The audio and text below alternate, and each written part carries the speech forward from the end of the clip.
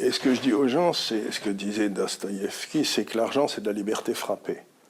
Donc si vous croyez que quelqu'un va s'occuper de votre épargne mieux que vous-même, vous vous trompez lourdement. Vous vous trompez lourdement. Aujourd'hui, les 2 points essentiels avant de passer à l'action, c'est bien comprendre le problème et surtout bien peser les ordres de grandeur de ce qu'on pourrait faire pour comprendre quels sont les paris qui sont susceptibles d'être gagnants et ceux qu'on est à peu près sûr de perdre. Salut, c'est Tim et aujourd'hui je vais parler de cet événement qui s'est déroulé samedi dernier. Je parle bien entendu de l'assemblée annuelle de Berkshire Hathaway, au cours de laquelle Warren Buffett et Charlie Munger se sont adressés aux investisseurs du monde entier concernant les décisions d'affaires et d'investissement du conglomérat ainsi qu'une variété d'autres sujets liés à l'investissement dont je traiterai dans cette vidéo.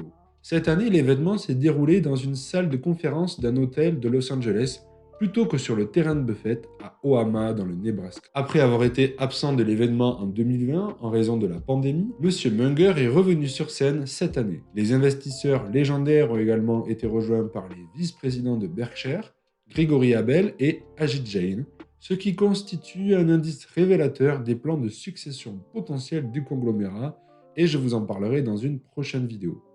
Les hauts dirigeants de Berkshire avaient une foule de conseils à donner à leur auditoire sur des sujets aussi variés que les premiers investissements ou la situation économique actuelle. Cependant, bien qu'ils aient une fois de plus consacré une grande partie de l'événement à faire l'éloge de la réussite historique des entreprises américaines et du capitalisme, Warren Buffett a également insisté sur le fait que l'environnement boursier actuel est de plus en plus axé sur le jeu plutôt que sur l'investissement à long terme. Il a commencé la réunion en montrant les 20 plus grandes entreprises actuelles du monde en termes de capitalisation boursière. Puis les 20 plus grandes entreprises en 1989. Parmi les 20 plus grandes entreprises d'il y a 3 décennies, pas une seule n'est restée sur cette liste enviable à ce jour. Il y a 30 ans, la liste était dominée par des sociétés japonaises qui étaient au sommet de la manie boursière, avec des cours boursiers dépassant largement la valeur des sociétés qu'elles représentaient. Mais aussi des sociétés américaines comme ExxonMobil, General Electric ou IBM. Malgré cela, aucune des actions n'est fait partie des 20 premières entreprises en termes de capitalisation boursière aujourd'hui.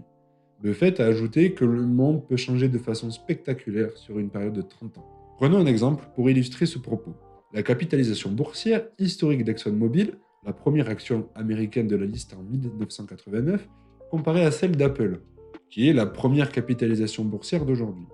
Buffett a également remarqué que la plus grande entreprise en 1989 avait une capitalisation boursière d'un peu plus de 105 milliards de dollars, alors que celle d'Apple s'élève à plus de 2050 milliards de dollars. En outre, LVMH, la 20e plus grande entreprise par sa capitalisation boursière à l'heure actuelle, avec une capitalisation boursière à 315 milliards de dollars, soit environ 10 fois plus que la capitalisation boursière de 30 milliards de dollars de Merck & Co, qui se trouvait à la même position en 1989. La principale leçon à en tirer est que les périodes de spéculation effrénée ne sont jamais un bon point d'entrée pour les actions. Buffett cite John Maynard Keynes pour illustrer ce point. Les spéculateurs ne peuvent pas faire de mal en tant que bulle sur un flux régulé d'entreprises. Mais la situation est grave lorsque l'entreprise devient la bulle d'un tourbillon de spéculation. Lorsque le développement du capital d'un pays devient un sous-produit des activités d'un casino, le travail risque d'être mal fait. Parlons maintenant des spéculateurs, sujet que Buffett a abordé. L'histoire est pleine d'industries en plein essor qui ont produit une poignée de gagnants à long terme parmi une mer de prétendus concurrents qui sont tombés à plat avant même d'avoir vraiment décollé. Buffett a identifié la montée en puissance des sociétés d'acquisition à vocation spécifique et l'augmentation de la popularité du trading spéculatif rendu possible par des plateformes sans commission comme des foyers de spéculation. Les SPAC ont connu une année record en 2020 en termes de nombre d'entreprises entrées en bourse par ce billet, et le nombre d'offres publiques de SPAC au cours du seul premier trimestre de 2021 a dépassé la totalité de l'année 2020. Ces sociétés n'ont pas d'activité propre et cherchent plutôt à fusionner avec une société privée pour la rendre publique. L'un des avantages vantés des SPAC est qu'ils permettent d'introduire en bourse des sociétés qui, autrement, n'auraient pas été prêtes pour une offre publique avant des années. L'un des principaux problèmes est que, précisément parce que ces sociétés sont pour la plupart plus récentes et non testées, il y a beaucoup plus de chances qu'elles ne fassent pas partie des gagnants à long terme. De plus, les gestionnaires de SPAC sont incités à payer tout ce qu'il faut pour conclure une sorte d'accord de sorte que le risque de surpayer est très élevé. Un autre facteur d'augmentation de la spéculation que Warren Buffett a mis en avant est l'apparition d'applications de trading et d'autres courtiers sans commission qui permettent à ceux qui sont plus intéressés par le jeu que par l'investissement de prendre part au marché. Il déclare alors « C'est devenu une partie très importante de l'aspect casino, du groupe Casino qui a rejoint le marché boursier au cours de la dernière année. Il n'y a rien, vous savez, il n'y a rien d'illégal à ce sujet, il n'y a rien d'immoral, mais je pense que l'on puisse construire une société autour de gens qui font ça. Je pense que la mesure dans laquelle une société très riche peut récompenser des personnes qui savent tirer profit essentiellement des aspects du jeu du public américain, du public mondial, n'est pas la partie plus admirable de l'accomplissement. » Parlons maintenant du deuxième sujet, les crypto-monnaies. Les marchés sont le théâtre d'une spéculation effrénée lorsque les investisseurs, qu'il s'agisse d'investisseurs à long terme ou de joueurs, attribuent à une action une valeur bien supérieure à celle que toute personne saine d'esprit serait prête à payer pour l'acquérir. Buffett et Munger ont toujours fait de leur mieux pour éviter de surpayer les entreprises en se concentrant sur l'obtention de bonnes sociétés à des prix équitables afin de limiter le risque de baisse tout en ayant un potentiel de hausse. Ce n'est donc pas un secret que les légendaires investisseurs de style value ont beaucoup à déplorer de la situation actuelle de surévaluation des marchés. Munger en particulier semble mépriser le fait que de nombreuses sociétés et d'autres actifs apparemment sans valeur ont été portés à des prix exorbitants sur la base d'espoir et de rêves plutôt que sur des éléments concrets. Ce point de vue devient particulièrement clair lorsque le sujet du Bitcoin est abordé. Par définition, les crypto-monnaies sont à l'opposé du style d'investissement que les dirigeants de Berkshire ont toujours incarné et, par conséquent, ni Buffett ni Munger n'en sont particulièrement friands. En tant que classe d'actifs, la seule valeur qu'elles ont réside dans ce que les gens sont prêts à payer pour elles. Et cet aspect n'est pas différent des actions spéculatives extrêmement surévaluées.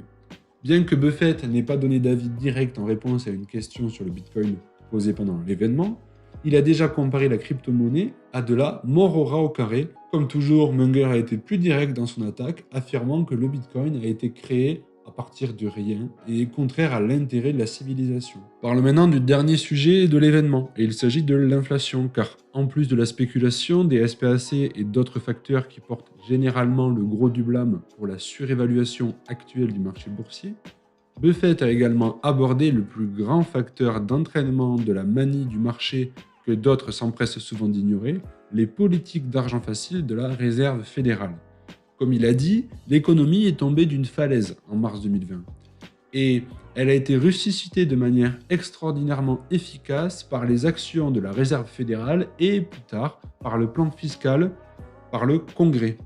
Il a également salué le soutien de la Fed au marché de la dette des entreprises qui a permis une émission record de dettes d'entreprises de sorte que même les sociétés déjà profondément dans le rouge ont pu rester en activité. L'oracle d'Omaha a ajouté que de telles actions ont favorisé le rebond économique. En résumé, les investisseurs aiment que les cours des actions augmentent, pour des raisons évidentes, même si cela signifie que les actions deviennent massivement surévaluées. Personne ne se plaindra trop de la hausse de la valeur de ses avoirs. De ce point de vue, il y a en fait beaucoup de raisons de remercier à la fois la Fed et les foules de spéculateurs. Cependant, les politiques d'argent facile de la Fed sont une arme à double tranchant. Maintenant que le maintien des taux d'intérêt bas rencontre une économie en croissance et une demande importante en attente, les prix augmentent pour à peu près tout et non pas seulement pour les actions. Car si la faiblesse des taux d'intérêt a donné aux investisseurs en actions l'occasion d'accroître leur patrimoine, elle a entraîné une consolidation de la richesse entre les mains de ceux qui possèdent déjà des actifs, qu'il s'agisse d'actions, d'entreprises, de biens immobiliers ou de tout autre bien matériel. La valeur de tout est montée en flèche, ce qui signifie que les plus démunis, principalement les jeunes, vont devoir franchir un obstacle plus difficile à franchir s'ils veulent posséder quelque chose. Ce que beaucoup de gens ont tendance à oublier, c'est que des phénomènes tels que l'inflation, les bulles immobilières et autres sont très similaires à la folie boursière. Gonfler une bulle intentionnelle signifie plus de profit à court terme pour ceux qui gonflent, mais un jour la bulle va éclater. Les entreprises et les actions sont deux choses différentes. Malgré la surévaluation actuelle du marché et les pressions inflationnistes, Warren Buffett a une fois de plus recommandé l'indice S&P 500 plutôt que tout autre investissement, y compris Berkshire lui-même, en raison de la difficulté à atteindre un niveau de réussite dans la sélection des actions. Une telle recommandation signifie-t-elle que Buffett considère que les actions du S&P 500 sont de meilleurs investissements que Berkshire ? Pas nécessairement, après tout l'indice contient de nombreuses actions individuelles que Buffett n'a jamais ajoutées au portefeuille d'actions de Berkshire. Si, sur le même sujet, Munger a déclaré « Personnellement, je préfère détenir Berkshire plutôt que le marché », je suis tout à fait à l'aise avec Berkshire. Je pense que nos entreprises sont meilleures que la moyenne du marché. Ce qu'il faut retenir ici, c'est que les cours des actions sont des choses totalement distinctes des entreprises sous-jacentes qu'ils représentent, et que si les deux peuvent être corrélés ou à peu près égaux sur certains moments, ils peuvent aussi être fortement déconnectés à d'autres moments. Les bonnes entreprises peuvent se négocier, et c'est souvent le cas, à des cours boursiers beaucoup plus bas que les entreprises tape à l'œil mal gérées. Mais le cours boursier n'a pratiquement aucune incidence sur les activités de l'entreprise elle-même, à moins que cette dernière ne soit totalement à la recherche de fonds qu'elles doivent vendre davantage d'actions pour éviter la faillite. Pour conclure, la réunion annuelle de Berkshire cette année a été riche en enseignements pour les investisseurs. S'ils ont déploré l'augmentation de la spéculation qui soutient les entreprises et fait monter les prix des actions et des actifs, Buffett et Munger ont également fait l'éloge des mesures de relance de la Fed qui ont contribué à soutenir les entreprises et à faire monter les prix des actions des actifs. La différence entre les deux est que les mesures de relance de la Fed ont principalement aidé les entreprises plus grandes et mieux établies, tandis que les investissements spéculatifs ont principalement aidé les nouvelles entreprises qui doivent encore faire leurs preuves. Quels que soient les facteurs déterminants, il est clair que Buffett et Munger considèrent que la plupart des biens américains qui valent la peine d'être achetés sont actuellement surévalués. Voilà, c'est tout pour cette semaine. C'était Timothy, j'espère que cette vidéo t'a plu. Si c'est le cas, n'hésite pas à t'abonner et à aimer cette vidéo. Sur ce, on se dit à la semaine prochaine. Salut!